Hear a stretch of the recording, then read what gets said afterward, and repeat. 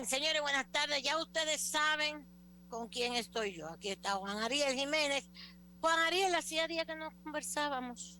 Bueno, doña Consuelo, usted sabe que siempre para mí es un placer conversar con usted y con toda su Igual, audiencia. igual, mi amor.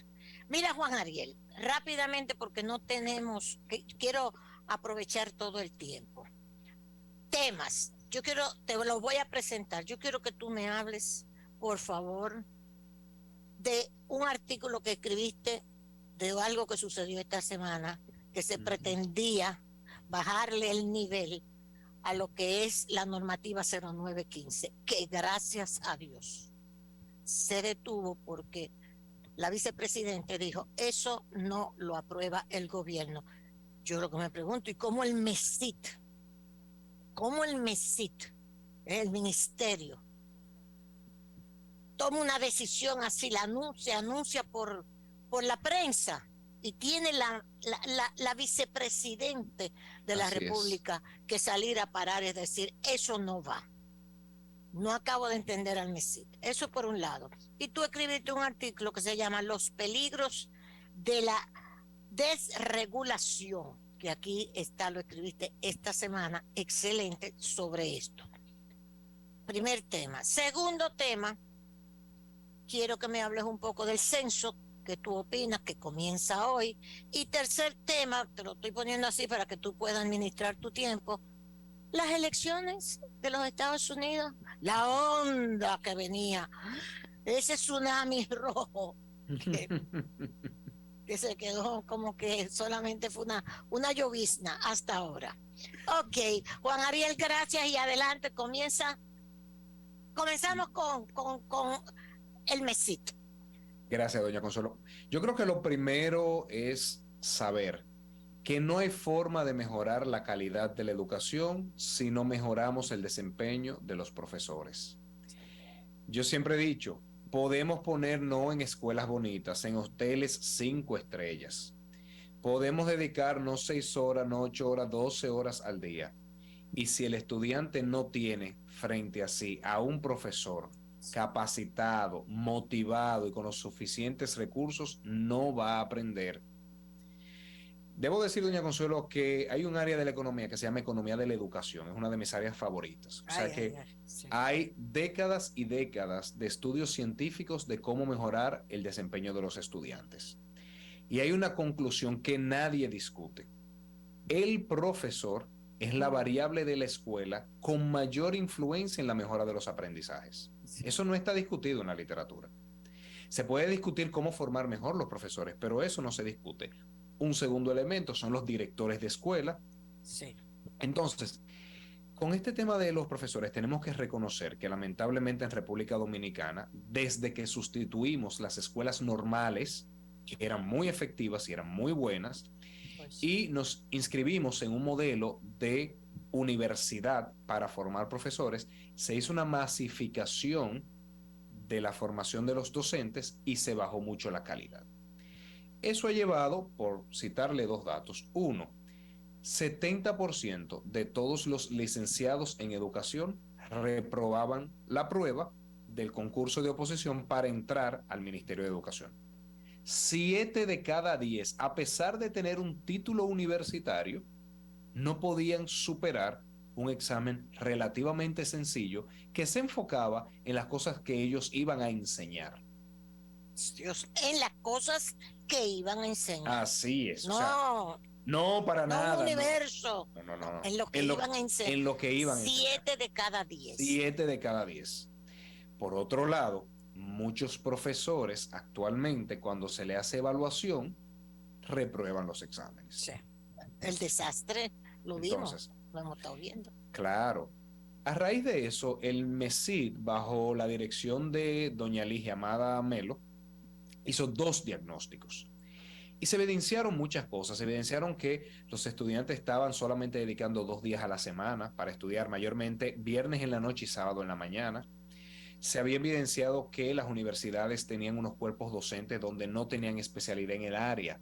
O sea, sí tenían maestría, claro, maestría en educación superior, no maestría en matemática para enseñar matemática, no maestría en literatura para enseñar literatura, Literatura. ni maestría en didáctica especializada para enseñar didáctica especializada. Otro elemento que se vio es que la práctica docente era muy débil. Los estudiantes se la pasaban leyendo folletos y eso no enseña a un profesor cómo pararse frente a 30 alumnos a dominar una clase. Y así un sinnúmero de elementos. En base a esos dos diagnósticos, el INAFOCAM, bajo la dirección de Denia Burgos, inicia un programa piloto de cambio en la forma de entrenar a los docentes. Y lo hace con la Universidad ISA. Cuando se tiene muy buenos resultados en este piloto y con los hallazgos de los dos diagnósticos del MESID, se hace una nueva normativa, que es la normativa 0915. Eso no se lo inventó doña Ligia ni Juan Ariel Jiménez. Eso es fruto de diagnósticos y de pruebas pilotos y además de experiencias internacionales. Nosotros tuvimos apoyo del Banco Mundial, viendo, por ejemplo, el programa de profesores internacionales de Ecuador, viendo la formación de docentes en Perú, en Chile, en Singapur. Entonces, con todos esos contactos, diseñamos una nueva normativa que cambiaba radicalmente todo. Primero, exigía que los alumnos dedicaran mínimo 4 días a la semana para estudiar educación. 4. No di que 4, no jamás. No di que el fin de semana. No, jamás. Mínimo 4 días. Sabatino. Sabatinos, así es. Segundo, fortalecía el estudio de las materias que iban a enseñar. O sea, por darle un ejemplo, a los que iban a ser profesores de secundaria de matemáticas, debían ser primero licenciado en matemáticas con orientación a la educación secundaria. Pero ante todo era un matemático que sabía matemática. Y se dedicaba 55% de los créditos a que estudiara matemáticas, porque eso era lo que iba a enseñar. Claro. Y así en historia, así en química, en física, en biología. Tercer elemento, se tenían que formar en las facultades de ciencia o de humanidades, los profesores de secundaria. Cuarto elemento muy importante, se fortalecía la práctica docente. Desde el inicio tenían que estar en un aula dando clase.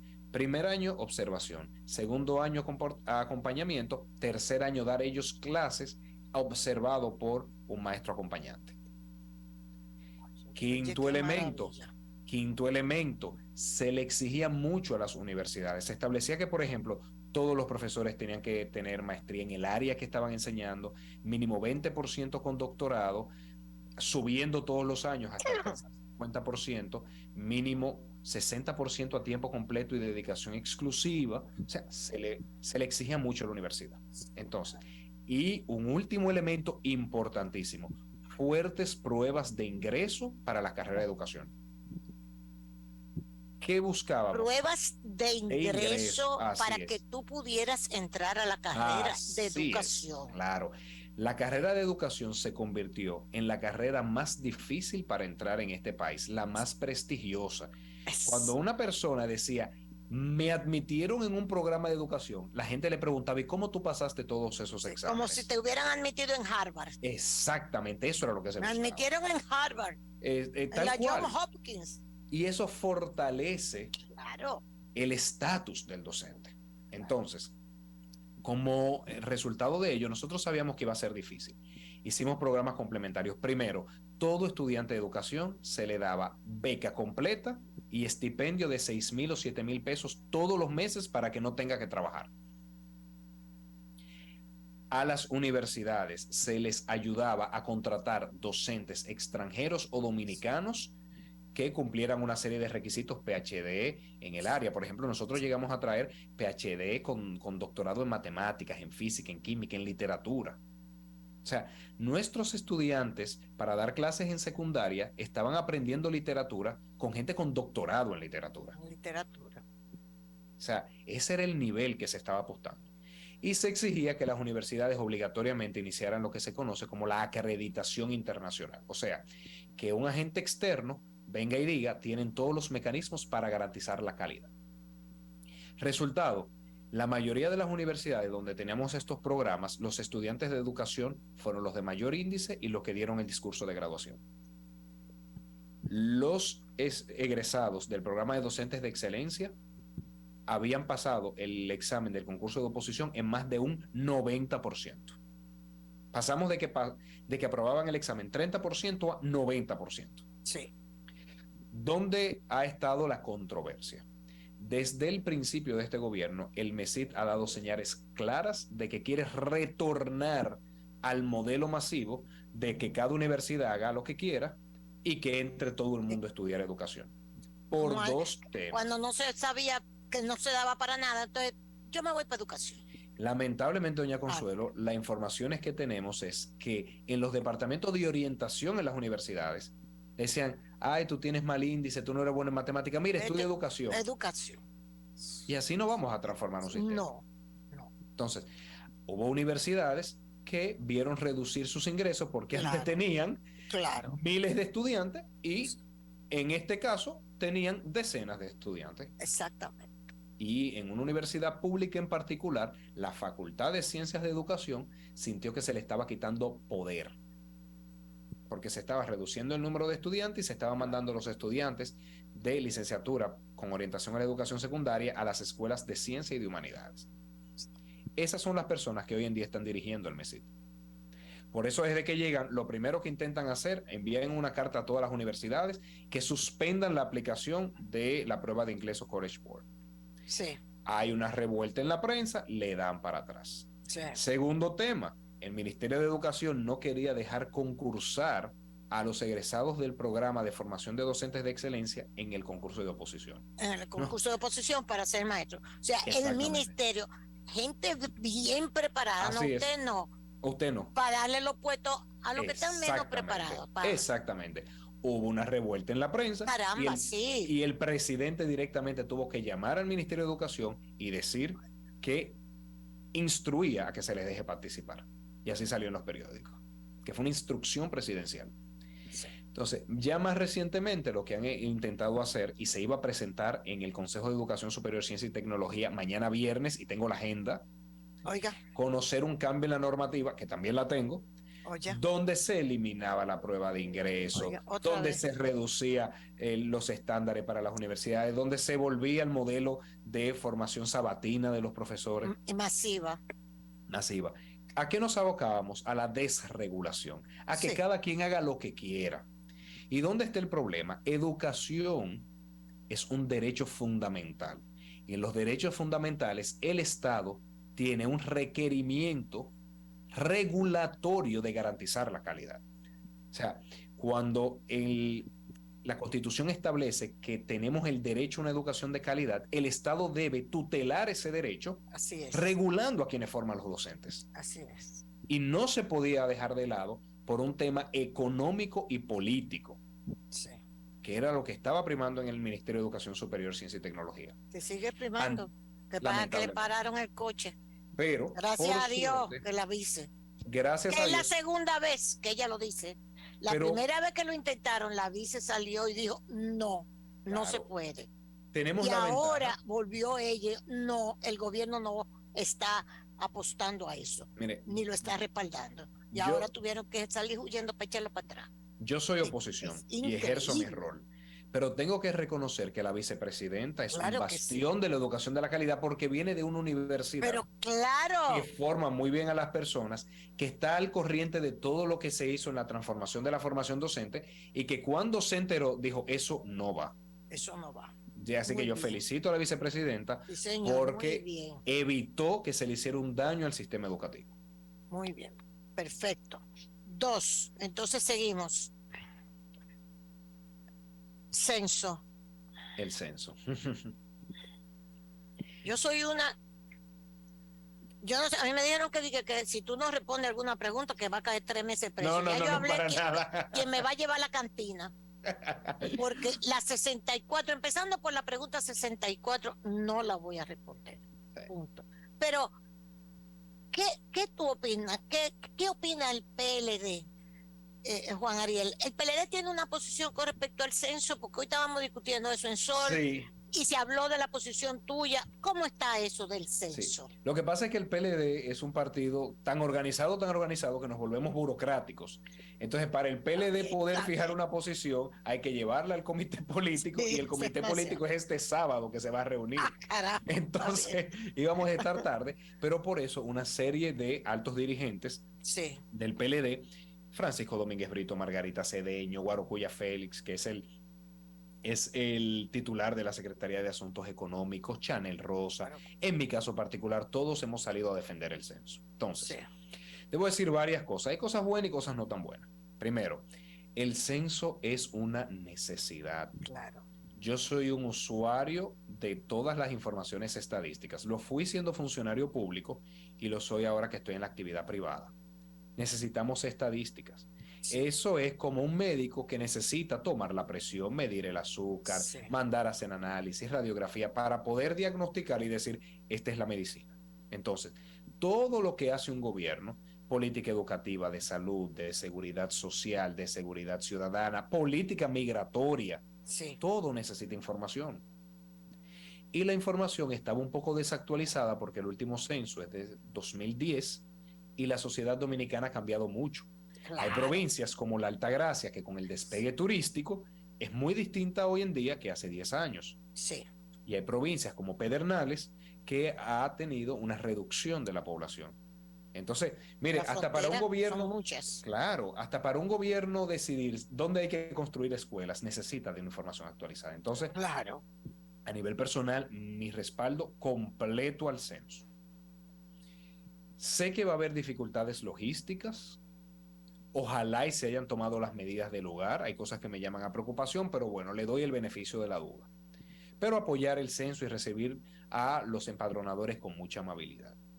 Debo decir que primero reconocer que lamentablemente quienes dirigen el censo han tenido posiciones mediáticas poco prudentes. ¿verdad? Desde hace tiempo. Sí. No es ahora con el censo encima. Exactamente. Miren, desde hace tiempo. Yo he sido funcionario público. Sí. Cada funcionario público es un ser humano que tiene convicciones, creencias, valores, prioridades. Pero cuando uno es funcionario público, uno se debe al puesto, no opina la persona. Mi persona opina cuando estoy con mi grupo de amigos. Claro. Cuando estoy con conocidos. Pero cuando estoy en un medio de comunicación, yo represento la visión del gobierno, no la visión de mi persona. Entonces, así es. Debo ser crítico, así como he apoyado al censo públicamente, debo ser crítico de que se han dado declaraciones poco prudentes y que ha llamado a preocupación de si el censo se utilizaría para reflejar esa realidad muy personal de esos funcionarios. Claro. Entonces, en ese sentido, les puedo decir con total tranquilidad que no. Un censo no es un arma ideológica. O sea, la ideología se traduce en políticas públicas con las decisiones políticas.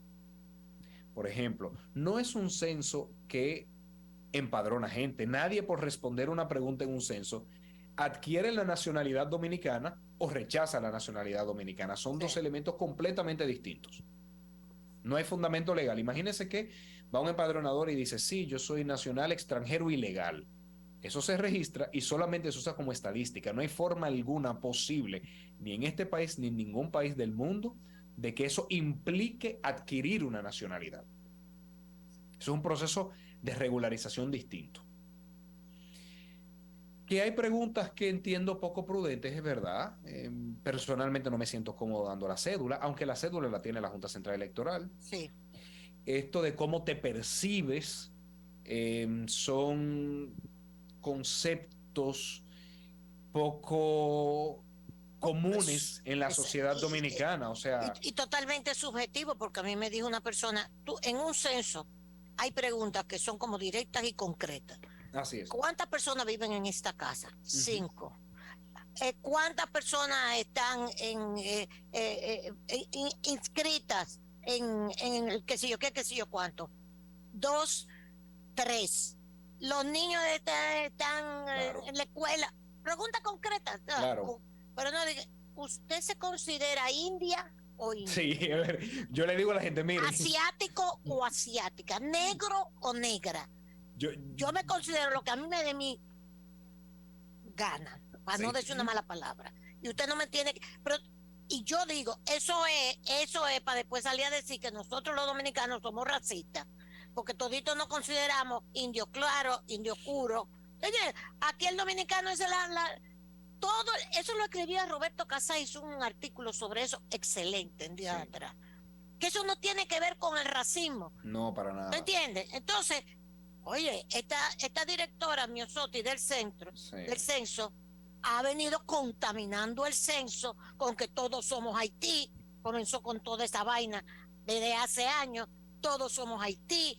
Después ahora hay un video de ella diciendo que el censo va a evidenciar dónde está, a evidenciar y a visibilizar la herencia africana que nosotros tenemos los dominicanos. Pero la herencia africana no es solamente lo único que nosotros tenemos. Nosotros tenemos herencia china, herencia árabe, herencia española, claro, norteamericana, haitiana, judía en algunas comunidades. Judía. Entonces, ¿cómo tú me dices que el censo que está ahí, ella hizo ese en marzo, que nosotros vamos a evidenciar, el censo va a evidenciar nuestra herencia africana? No, hombre, no seas tu pendeja, muchacha.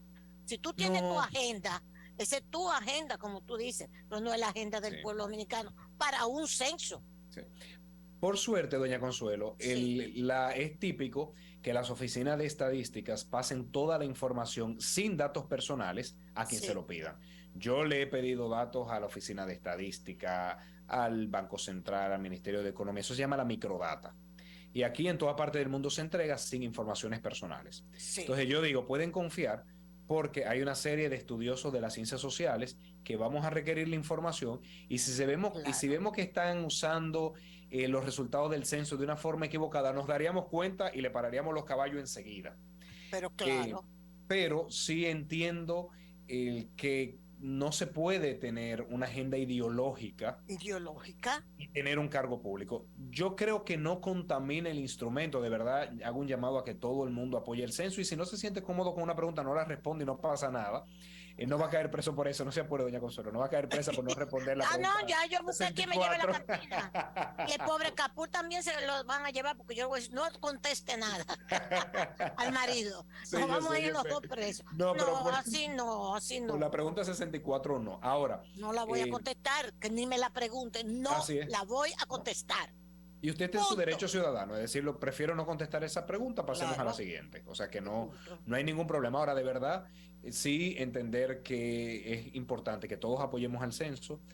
Si hay alguna pregunta que no se sienta cómodo, es una herramienta necesaria para la planificación, para el conocimiento, la planificación de las políticas, pero que no la contamine, comenzando por ella. Mira esto. Edwin, te estoy mandando esto, por favor, para que me lo puedas poner. A Edwin, ese es mi coordinador que está ahí mirándonos. Mira a ver, Edwin, si lo recibes, para que la gente vea por qué yo digo de la contaminación de esta señora al censo, desde marzo del año pasado, de este año, desde marzo. Miren ahí, Miosotti Rivas Peña, bájalo para que se lea bien. El representante regional de la UNFPA, esa es la Organización de las Naciones Unidas para Población y Familia. Exacto. Robinson Dav, en su discurso reconoció, es ella que lo está diciendo, Miosotti Rivas, esa es la directora de estadística, la que está dirigiendo el censo. Mírenla ahí, retratada, ese Twitter es de ella. El representante regional de UNFPA, Robinson Dav, en su discurso reconoció los pasos que estamos dando en República Dominicana para visibilizar la población afrodescendiente en el censo, encuestas y registros administrativos. Entonces, diálogo de tambores. Ven acá, mija. Y Pavel Isa, para ponerte un caso, Pavel Isa, ¿qué hijo? Que viene, es descendiente de árabe y conde y español. Dime, ¿de dónde? Pavel, porque yo sé que Pavel es uno de los que está atrás de toda esta vaina. Sí. ¿Tú entiendes? Eso es una barbaridad, que ella contamine el censo. Sí. A lo mejor ella misma no se da cuenta que ella está en esa agenda progresista. Usted es lo que está contaminando el censo, señora. Miosotis. Y le digo más, doña Consuelo, Ajá. la labor estadística es una labor aburrida, es contar Así y es. decir lo que hay. Ahí no debe haber agenda, no. 5 blancos, 5 negros, 3 chinos, 2 mestizos, y ya que Se cada quien le acabó. dé su interpretación. Pero la labor estadística siempre debe ser una labor Carajo. objetiva, aburrida, seca. Así es. Sí. Tú sabes cómo nosotros decíamos en sociología, hacer palito. Así mismo, tal cual, En tal cual, sociología, cuando el profesor nos tal ponía cual. a sacar los datos de las encuestas que teníamos que hacer en la escuela de sociología, vamos a hacer palitos para ir contando las opiniones, hacer palitos Sí. de las encuestas. Pero como le digo, esa información va a recogerse y ellos saben, y yo sé, ellos saben que no pueden tergiversarlo porque nos daríamos cuenta y le haríamos pasar un mal momento. Y de verdad, yo creo que no es su interés, ¿eh? Yo creo que ha Que habido un se poco pasó de contenta. sí, ha habido un poco Sí, de poca experiencia en el ejercicio público y ojalá. unos niveles de madurez de Sí. desconectar la persona del funcionario. Bueno, vámonos en los minutos que nos quedan. ¿Qué pasó con el tsunami rojo? Que eso se ha quedado en una llovizna roja y está afectando. Biden está feliz. Biden está tan contento que se largó, yo creo que para Bali. Yo creo que anda para Bali, un viaje así. Y que está feliz, hizo ayer un discurso, ganamos, estamos bien, con toda la inflación y todo. Está feliz. Mientras que Trump dijo, bueno, si ganan, entonces dicen que fue por ellos. Y si pierden, dicen que fue por mí. Trump está como depre. O pensamos. Y se está manejando la cuestión si se va a anunciar. Ya Biden dijo, vamos a ver lo del 24. Y Trump, que lo tenía, si ganaban sus candidatos todos, venía arrasando, anunciando su candidatura, ha tenido que echar para atrás. ¿Qué pasó? Vamos a ver, lo primero, la historia reciente en Estados Unidos demuestra que con muy alta probabilidad el gobierno de turno pierde las elecciones intermedias. Sí. Eso es algo que se ley. da con bastante frecuencia. Entonces, que el Partido Demócrata iba a perder asientos en esta elección, tanto en la Cámara del Senado como en la Cámara de Representantes, eso todo el mundo lo esperaba. Ahora, lo que muchos pensábamos, y me incluyo, es que esta tendencia natural de perder asientos en medio de las elecciones, combinado con la inflación más alta de los últimos 40 años, combinada con una guerra Rusia-Ucrania, en donde hay críticas al manejo que Estados Unidos ha tenido, entonces que eso iba a exacerbar la tendencia de perder asientos. Sí. Eso era algo esperado. Sí. Por el otro lado, la situación económica en Estados Unidos tiene sus notas positivas. O sea, tenemos un desempleo históricamente bajo. El desempleo en los Estados Unidos ahora mismo es 3.5%, el nivel más bajo de los últimos 40, 50 años. Entonces, eso ayuda al Partido Demócrata que, aunque ven una alta inflación, todo el mundo está trabajando. Exacto. Pero la inflación tiende a ser la variable que más duro le pega a los políticos norteamericanos. Ahora, ¿qué pasa? Que en política nada está escrito. Eso sí es verdad. Por el otro lado, pelota, como en béisbol. Exactamente. Yo que soy aguilucho, ayer contra el Licey. Yo te leo cuando tú mire, hasta que no le hicimos el lado 27, yo estaba asustado. Yo te leo. Sí. Entonces, así mismo en política, nada se sabe. Así mismo es, señores. Sí. Bueno. Entonces, ¿qué pasa? En política se está viendo que gran parte del voto no está siendo a favor de alguien, sino en contra de alguien. O sea, tomemos por un momento las elecciones en Brasil. Sí. Las elecciones en Brasil, casi que ninguno de los dos candidatos estaba diciendo los beneficios de su programa. Lo que estaba era diciendo el riesgo del contrario. O sea, el voto del miedo, el voto de la incomodidad, es mucho más fuerte que el voto aspiracional hoy en día. Oye, qué interesante. O sea, en Brasil eso, usted que van a votar por un ladrón, no, pero van a votar por una gente que no. Por un fascista. Por un fascista. Sí. Tal cual. Era terrible. Cuando hicieron la presentación fue horrible, Sí, porque nada más era insultándose. absolutamente, Entonces, una guerra de insultos. ese voto, Entonces, ¿cómo fue que tú dijiste? Vuélvemelo a repetir, eso es muy interesante. sí, que el voto de rechazo De rechazo. está siendo mucho más poderoso que el voto aspiracional. Sí. Entonces, El programa de que vamos claro. Ahora, se dice, Juan Ariel, en estos minutos que nos quedan, porque es que se dice que los mismos, primero, ese voto de rechazo es por Trump. Entre otras cosas, sí. Fundamentalmente. Tú lo ves que fuera por él ese voto de rechazo. Dicen que ayudó que si la eliminación del permiso para abortar. Ajá, sí, claro. Eso los ayudó. Sí, absolutamente. Porque si no se hubiera producido esa eliminación en estos momentos, también hubiese sido algún factor menos conflictivo y no porque se movilizó mucha gente, dice, claro, absolutamente, por la cuestión sí. del derecho al aborto. O sea, lo hizo en un momento no adecuado, tomar esa medida. Los republicanos, los conservadores. Sí, okay. Lo que pasa es que si uno quisiera entender el mapa político de los Estados Unidos, hay dos elementos. Uno, ciudades de alta densidad, alto desarrollo en las costas. Está desde Nueva York en la costa del Atlántico hasta California en la costa del Pacífico. Esos tienden a ser bastiones de los demócratas. Sí. Una sociedad mucho más cosmopolita, mucho más liberal.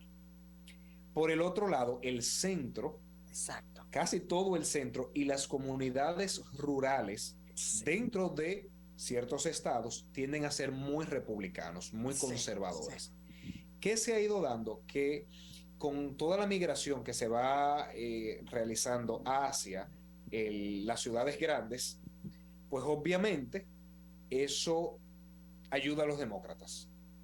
No en las presidenciales, porque en las presidenciales, como tienen el voto de colegio electoral, todavía refleja una dinámica demográfica vieja. Y por eso es que siempre los demócratas han insistido que tienen que cambiar el sistema. El sistema sí. Claro, pero para las elecciones... hizo perder a Hillary Clinton. Obviamente, ganó claro. El voto popular y sin embargo el voto del colegio lo ganó Trump. Exactamente. Y ella ganó el voto popular. Claro, pero en el Congreso eso sí influye. Entonces, la reversión del derecho al aborto fue algo que molestó mucho a ciertas comunidades liberales que muchas veces tienen una alta abstención.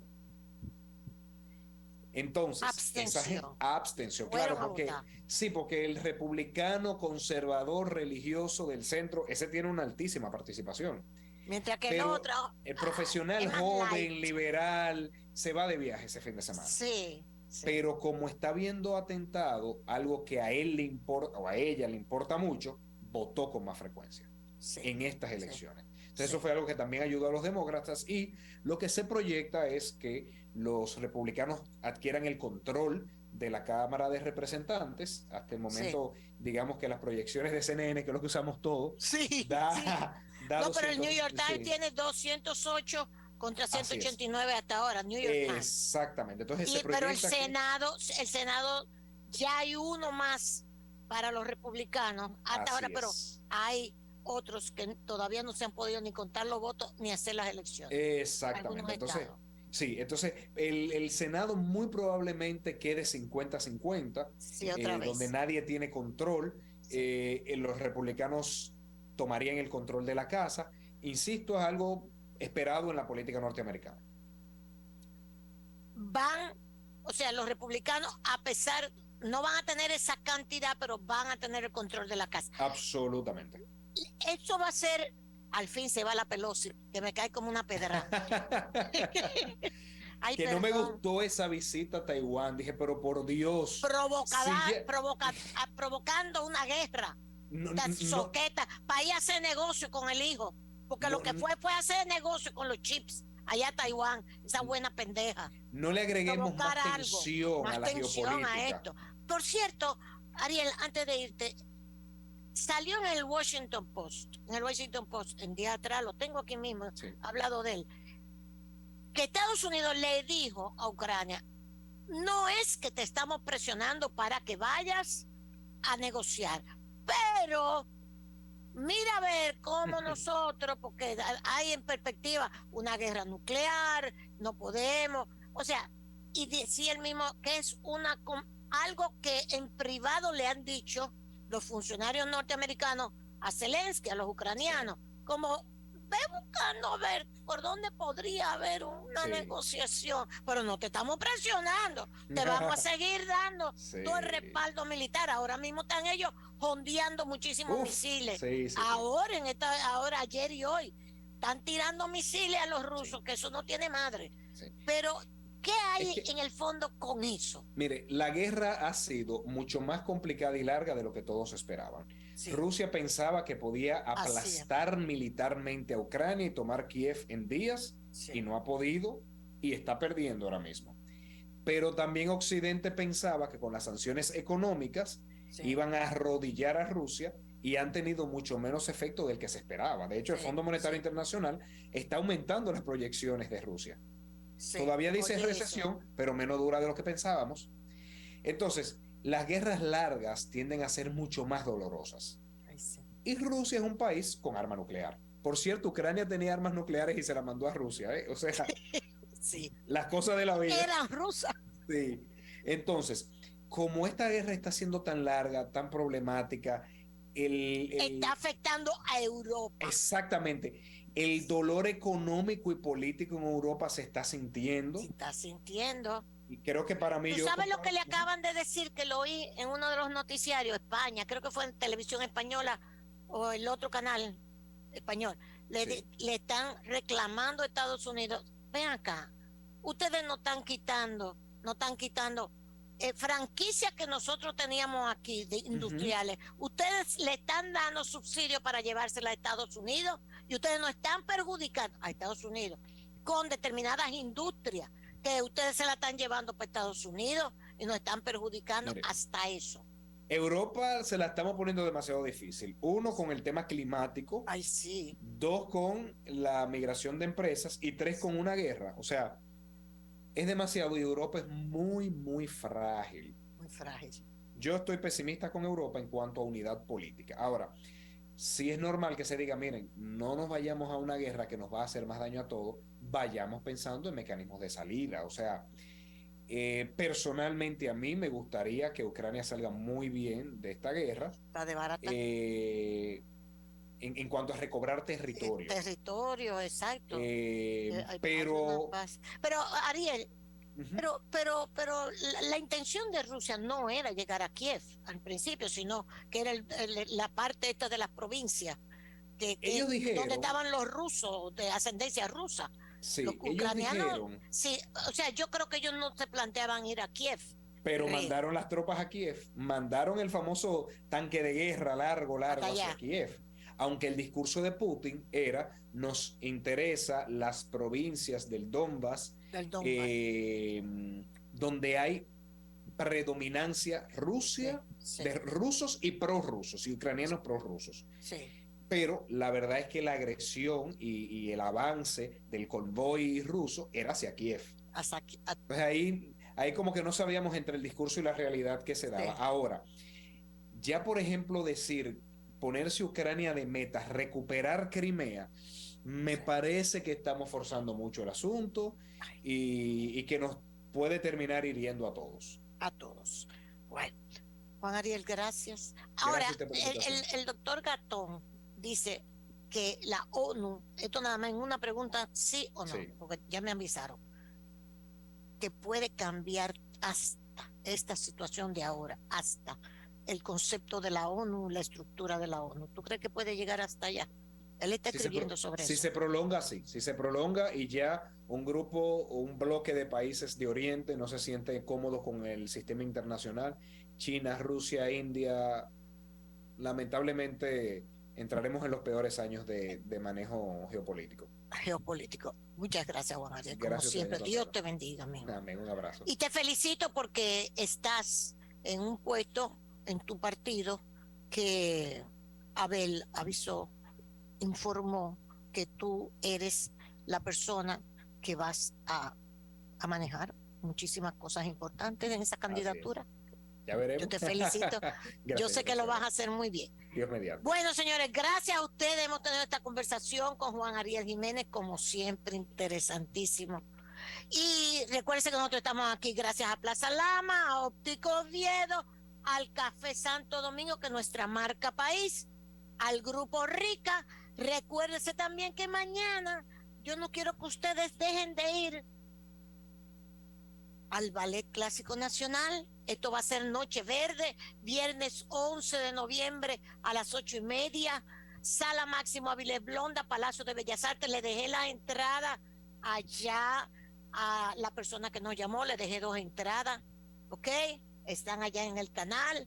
Y a beneficio del Patronato Dominicano para la Danza, mañana hay que respaldar el ballet dominicano, ¿ok? Porque no puede ser posible que este país sea de que somos perras todas y que esa sea la vaina. ¡Carajo! ¡No puede ser! ¡Ojo! Adiós.